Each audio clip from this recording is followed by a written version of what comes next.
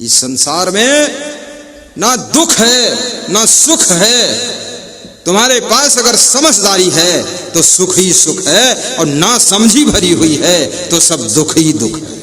तो कबीर साहब से किसी भक्त ने पूछा है कि आपने दुनिया में क्या देखा है? यही प्रश्न था ना। प्रश्न में ही 1 घंटा होगा, उत्तर में देखो कितना टाइम लगता है। प्रश्न में ही प्रवचन शुरू हो जाता है, प्रवचन सब ओवरफ्लो भरा हुआ है। तो कबीर साहब कहते हैं, दुनिया में मैंने देखा है, तन धरि सुखिया काहू न देखा। ये कबीर साहब की परिभाषा है। शरीर को धारण करने के बाद किसी को मैंने सुखी नहीं देखा। कोई ना कोई दुख है, शरीर में बीमारी का दुख है, परिवार में कलह कलेश का दुख है, रिश्तेदारों की तरफ से दुख है, अधिकारी कर्मचारी की ओर से दुख है, पड़ोसी की ओर से दुख है, चोर चंडाल की ओर से दुख है, बेईमानों की ओर से दुख है, भाई से दुख है, पत्नी से दुख है, पिता से दुख है, माँ से दुख है, कोई ना कोई दुख है। तो कबीर साहब कहते हैं, तन धरि सुखिया काहू न देखा, जो देखा सो दुखिया। जिसको देखा उसको दुखी देखा। तो पूछने वाले ने फिर तर्क किया कि जब सबको आपने दुखी देखा तो केवल इंडिया वालों को देखा कि विदेश में भी देखा?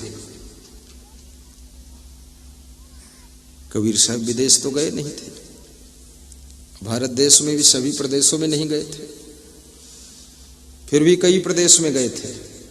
और कबीर साहब ने लिखा है कि देश विदेश से हों फिरा। तो हो सकता विदेश भी गए हो, अपने क्या पता। और लिखा है उन्होंने कि देश विदेश से हों फिरा। अब पता नहीं किस साधन से गए।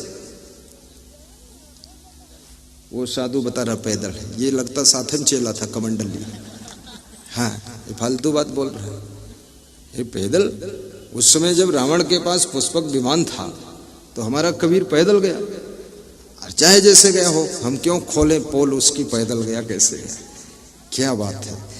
तो कबीर साहब कैसे गए, जैसे गए तैसे गए वो जाने, पर उन्होंने ये कहा है कि देश विदेश से हों फिरा, गांव गांव की खोर। खोर माने गली होता है। गांव गांव की गलियों में गया हूं, गली गली भ्रमण किया हूं, और देश विदेश में भ्रमण किया हूं। कोई नहीं जानता है कबीर साहब ने कितनी मेहनत किया है देश विदेश घूमना। अभी वाहन से घूमो तो भी थकान आती ही बताते हैं। उस युग में क्या डेवलप हुआ होगा पता नहीं। खैर बैलगाड़ी तो थी ही पहले से ही, लेकिन कबीर साहब कहते हैं, उदय अस्त की बात कहता हूं, सबका किया विवेक। सूर्योदय से लेकर सूर्यास्त तक सबकी जानकारी में बता रहा हूं, सबके जीवन का विवेक करके देख लिया हूं। सबके जीवन में दुख है। तो फिर पूछने वाले ने कहा, क्या गृहस्थ दुखी है कि साधु दुखी? बोले दोनों दुखी। कबीर साहब ने दोनों को समेट लिया। बाटे बाटे सब कोई दुखिया, क्या गिरही बैरागी। गृहस्थ भी दुखी है, साधु भी दुखी बैरागी। क्यों दुखी है? क्योंकि जिस साधु को ठीक से आत्मज्ञान नहीं है, और जिस साधु का वैराग्य और आचरण ठीक नहीं है, मन ठीक नहीं है, वो साधु भी दुखी रहेगा। और जिस गृहस्थ के अंदर नियम संयम नहीं है, विवेक नहीं है, संतोष नहीं है, सहनशीलता नहीं है, सद्गुण सदाचार नहीं है, जिस गृहस्थ के पास भक्ति भावना नहीं है, धर्म मर्यादा नहीं है, वो गृहस्थ भी दुखी रहेगा। सब दुखी रहेंगे। क्या गिरही बैरागी। जोगी जंगम ते अत दुखिया, तापस के दुख दूना। जो पहाड़ों में बैठकर तपस्या कर रहे हैं, जंगलों में, उनके जीवन में तो दुगुना दुख है, वो बहुत ज्यादा दुखी है। योगी लोग भी दुखी है। जंगम जो घूमते फिरते रहते साधु संत, वो भी दुखी। कबीर साहब ने सबको समेट लिया। तो फिर पूछने वाले ने एक बड़ी बात पूछी, फिर सुखी कैसे हुआ जा सकता है? चलो साहब, ये कबीर साहब का सिद्धांत ढूंढो कि सुखी कैसे हुआ जा सकता है। सुखी। तो कबीर साहब ने बताया कि सदगुरु मिले बहुत सुख लहिए, सदगुरु शब्द सुधारे। कहें कबीर ते सदा सुखी है, जे यह पद ही विचारे। साहेब कहते हैं अगर सदगुरु मिल जाए तो बहुत सुख मिल सकता है। और सदगुरु का मिलन बाह्य मिलन ना हो, आंतरिक मिलन होना चाहिए। स्थूल मिलन ना हो, सूक्ष्म मिलन होना चाहिए। तन का मिलन केवल ना हो, मन का मिलन होना चाहिए। सदगुरु मिले बहुत सुख लहिए, सदगुरु शब्द सुधारे। शब्द सुधारे के दो अर्थ हैं कि सदगुरु अपने ज्ञान के शब्दों के द्वारा हमारी जिंदगी को सुधार देते हैं, और जिंदगी सुधरते ही सुख का जन्म हो जाता है।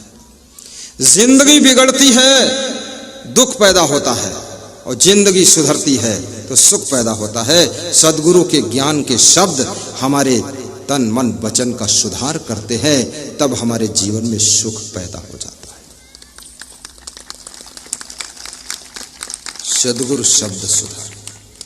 दूसरा अर्थ है इस अर्धाली का कि सदगुरु हमारे शब्दों को सुधारते हैं कि हमको कैसे बोलना चाहिए, कहाँ बोलना चाहिए, कहाँ नहीं बोलना चाहिए, कहाँ चुप रहना चाहिए, कहाँ तेज बोलना चाहिए, कहाँ धीरे बोलना चाहिए, कहाँ कम बोलना चाहिए, कहाँ ज़्यादा बोलना चाहिए, और कहाँ कैसी वाणी बोलना चाहिए। ये सब बात सदगुरु हमको सिखाते हैं, हमारे शब्दों का सुधार करते हैं। एक बूढ़ा आदमी अपने घर के बाहर बरामदे में बैठा हुआ कबीर की वाणी को पढ़ रहा था। उसके घर मेरी पधरौनी थी, मैं गया, उठकर उसने प्रणाम किया। बेटे बहुओं ने सब पधरौनी का इंतजाम किया। तो बेटे बहुओं ने कहा कि हमारे पिताजी को थोड़ा समझा दो आप। हमने कहा क्या समझाना है? बोले इतना ज्यादा सुधर गए हैं कि अब किसी को डांटते ही नहीं, किसी को कुछ कहते ही नहीं। तो हमने बुलाया, इधर आओ भगत जी।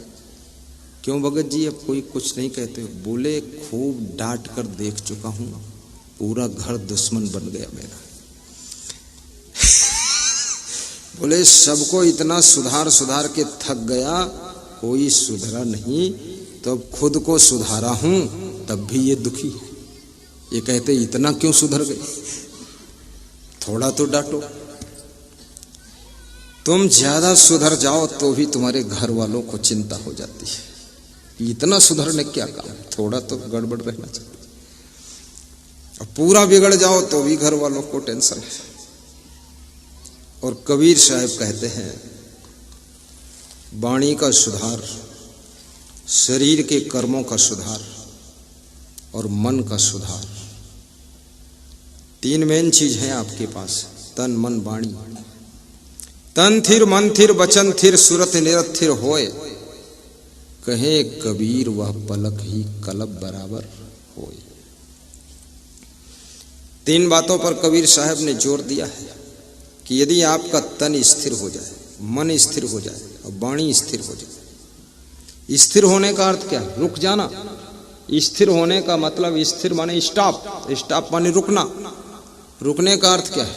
बोलो ही मत, शरीर को हिलाओ डुलाओ मत, मन में कुछ सोचो मत, ये अर्थ नहीं है।